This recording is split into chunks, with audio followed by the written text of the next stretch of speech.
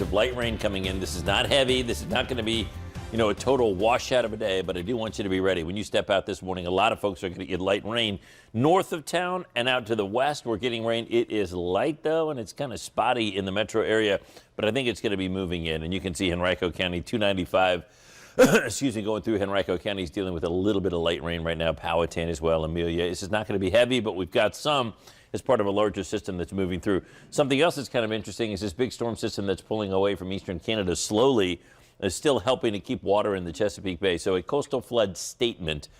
This is old news, basically, for those of you along the Chesapeake Bay on the northern neck. The statement is the lowest end threshold of any alert that you'd get from the National Weather Service. They're thinking about a half a foot of inundation in low-lying areas. So be ready for that as you plan to maybe drive through some of those low-lying roads this morning. Numbers in the 40s, so we don't have a freezing batch of air. So this is falling as light rain and not snow or ice. The temperature tops out in the low 50s today.